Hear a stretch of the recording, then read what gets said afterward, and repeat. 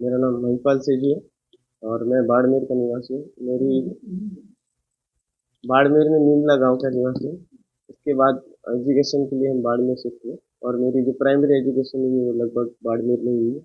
इसके बाद मेरी जो मिडिल स्कूल की जो एजुकेशन है उसके लिए हम जोधपुर शिफ्ट हुए। फिर 10th के बाद मैं कोटा गया आईआईटी की प्रिपरेशन के लिए और उसके बाद मैंने अपना बीटेक आईआईटी दिल्ली से कंप्लीट किया और अभी मैं जापान में पोस्ट हूँ। अच्छा, जब आपने बीटेक कंप्लीट किया दिल्ली के अंदर, उसी दरमियान आपको पैकेज मिला होगा। उस समय कितना मिला था और अब आपको पैकेज जो मिला है वो क्या मिला? जब कंपनी में प्लेसमेंट्स हुए थे उसके थ्रू जब मेरा सिलेक्शन हुआ तब 30 लाख का पैकेज था। और अभी इस साल अप्रैल में जो एक नई कंपनी से ऑफर लेटर मिला उसमें अलाउंस और सारी चीजें मिला के अभी 1 करोड़ का पैकेज।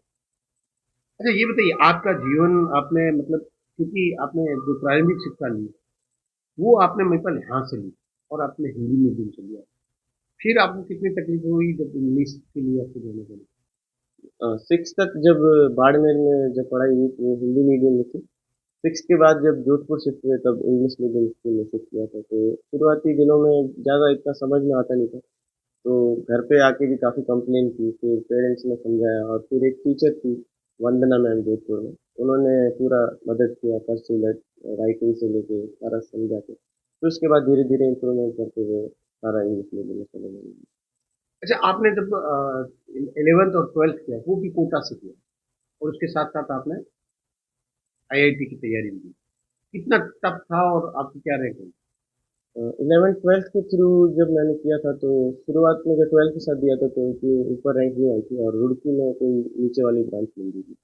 बट नेक्स्ट ईयर जब मैंने एग्ज़ाम दिया तो मुझे आईआईटी दिल्ली में इलेक्टिव में मिला और आरपीटी में 9th रैंक मिली राजस्थान से।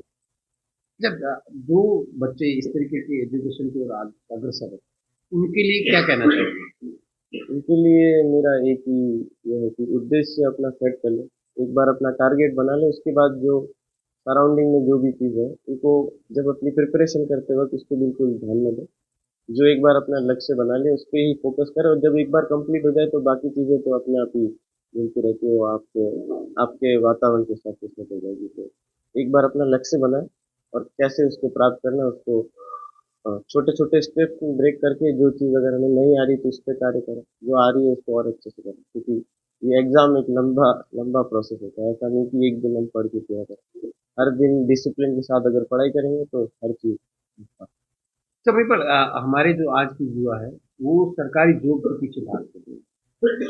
आज महिपाल अपने आप में इतना सक्सेस है कि 1 CR का उसको पैकेज मिला।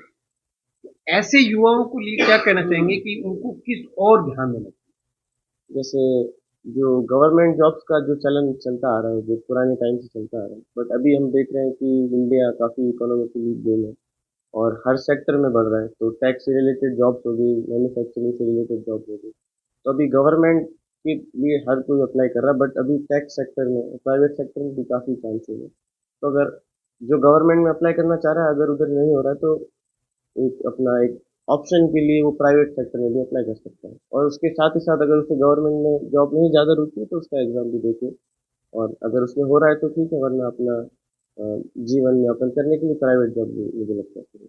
मैं अगर बात करूं समाज की, तो समाज जो है वो प्राथमिकता देता है कि अगर गवर्नमेंट के अंदर व्यक्ति बाबू बन गया है, उसको प्राथमिकता मिलती है, बल्कि अगर वो किसी प्राइवेट जॉब में जा रहा है तो उसको ज्यादा। ऐसे हमारे जो समाज के अंदर जो ये एक अपने आप में कह सकते हैं भ्रांति है, उसको दूर करने के लिए क्या कहेंगे? ये मुझे लगता है इंडिया एक डेवलपिंग कंट्री है। तो जैसे हम अभी डेवलप्ड कंट्रीज में देखें, जैसे अमेरिका हो गया, जापान हो गया, यूरोप हो गया, तो वहाँ पे स्टार्टिंग जब उनका भी डेवलपिंग फेज था तो उनके वक्त भी ये था कि हर किसी को उनके जो गवर्नमेंट जॉब थे उसमें ही जाना था। बट अभी हम देखें वो कंट्री डेवलप इसलिए हुई है कि उनका प्राइवेट सेक्टर काफ़ी स्ट्रांग है। तो अगर हमारे देश के युवा भी गवर्नमेंट सेक्टर में अगर नहीं हो पा रहा है तो प्राइवेट सेक्टर में भी उन्हें चांस रखना चाहिए। और मुझे लगता है कि वो देश के साथ साथ अपना भी सुधार करेंगे और देश की प्रगति में अपना योगदान देंगे। अच्छा, जब आपने दिल्ली में आईआईटी शुरू करी थी, आपने जो लिया था वो मेजर, उसके साथ में फिर आपने किस तरीके के पहुंच अर्जित करके कंप्यूटर आज आपके लिए जो जॉब 1 करोड़ की बनी वो काम आ गई? मेजर मेरा इलेक्ट्रिकल में था। उसके बाद कॉलेज में ये रूल था कि अगर आपको कोई माइनर डिग्री चाहिए तो उसके लिए आप ऑप्शनल था कि आप अपने पॉइंट्स एक्स्ट्रा ऐड करके और आप अपना माइनर डिग्री ले सकते हैं। तो मेजर मैंने अपना इलेक्ट्रिकल में किया, प्लस कंप्यूटर साइंस में मैंने अपना माइनर डिग्री किया। अच्छा, पहली आपकी जॉब थी वो कौन से फील्ड की थी, जिसमें क्या काम था? स्टार्टिंग में जो कंपनी सेलेक्ट की थी 7th सेमेस्टर में जो आई थी कॉलेज में, उसमें मेनली जॉब था कार की यूनिट, कार्स के मैन्युफैक्चरिंग में जो यूनिट लगती है, तो हर कार में नेक्स्ट कार जो मॉडल आएगा उसमें कौन सी यूनिट लग रही है, तो कार का जो डेवलपमेंट होता है उससे रिलेटेड जॉब थी पहले। अच्छा, और अब जो 1 CR की लगी है उसमें? वो वाला मेनली आईटी कंसल्टिंग से रिलेटेड है, तो उसमें आप इलेक्ट्रिकल भी मान लो, मैकेनिकल भी मान लो, सॉफ्टवेयर भी मान लो, तो जो कस्टमर का रिक्वायरमेंट है सॉफ्टवेयर टेक से एआई एमएल मशीन लर्निंग जिससे भी वो सेटिस्फाई करता है वो सॉल्यूशन प्रोवाइड करता लोग कहते हैं जापान के लोग बहुत ज्यादा होशियार होते हैं, लेकिन एक इंडियन, अभी आपकी उम्र भी नहीं है, 21-22 साल की उम्र में जापान की एक कंपनी में 1 CR के अंदर जाके काम कर रहा है। क्या मानते हैं, क्या कहेंगे इंडिया की? है। मुझे लगता है इंडिया में काफ़ी ज़्यादा टैलेंट है, तो ज़रूरत मुझे लगता है कि चांस देने की, अपने ऊपर विश्वास रखने की। यहाँ पे इंडिया में पब्लिक जनसंख्या हमारी ज़्यादा है, तो हर चीज़ के लिए कंपटीशन ज़्यादा है, तो इस तरीके से देखें तो हम हर चीज़ में अपने आप को साबित करना चाहते हैं, तो उस चीज़ को हम कंसिडर करें तो इंडिया की जनता में मुझे लगता है काफ़ी ज़्यादा कैपेबिलिटी है। और जापानीज जनता की अगर मैं बात करना चाहूँ तो वो लोग एक वर्क एथिक फॉलो करते हैं, उनका एक वर्किंग स्टैंडर्ड होता है जो वो हर दिन नियमित डिसिप्लिन के साथ फॉलो करते हैं। वो ये दोनों अगर मिल जाए, जो जापानीज कल्चर एथिक्स जो इंडियन कल्चर है, तो मुझे लगता है इंडिया को आगे बढ़ने चाहिए। अच्छा, अब मेरा आखिरी सवाल, आपकी इस सक्सेस को आप किसको मानते हैं? प्रेरणा किसको मानते हैं, जिम्मेदार किसको मानते हैं, श्रेय किसको देना चाहिए? इस सक्सेस का पूरा श्रेय मैं अपनी माता जी और पिताजी को देना चाहूँगा, साथ ही में मेरे बड़े भाई हरीश सिंह जी जो साथ में रहते थे वहाँ पे, और जो वो सेकंड नंबर पे जो बड़े भाई ललित थे, जो हम साथ में रहते थे, तो मेरा अपना खाने का हो गया या फिर कपड़े से रिलेटेड हो गया, जो पढ़ाई के अलावा जो भी काम होता था वो वही देखते थे। इन सबका परिवार का सबका साथ था उसके जैसा आज मैं यहाँ पे। और मेरी दीदी जो थी, जो भी हर वक्त मुझे मोटिवेट करती रहती थी, तो उन सब परिवारजनों को मैं आज याद रखूंगा।